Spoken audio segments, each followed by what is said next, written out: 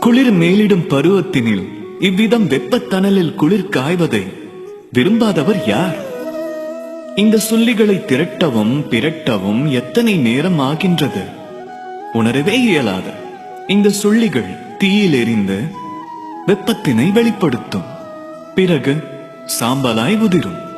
தாம் கூறுங்கள், இந்த அக்னி என்பது எங்கிருந்து உருவாகிறது? விடை எளிமைதான், இந்த சுள்ளிகளில் இருந்து.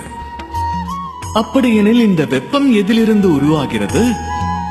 அதற்கும் விடை ஒன்றுதான், இச்சுள்ளிகளில் இருந்துதான். ஆக அக்னி மற்றும் வெப்பம் இரண்டும் சுள்ளிகளில் இருந்தே உருவாகிறது. சிந்தித்துப் பாருங்கள். அக்னி இந்த சுள்ளிகளை எரிக்கிறது. ஆயினும் இது சாம்பலான பிறகு அதுவே இந்த அக்னியை அணைக்கின்றது. விளங்கியதா? உங்களது உத்வேகமானது உங்களது உள்ளத்தில் தான் உற்பத்தியாகிறது.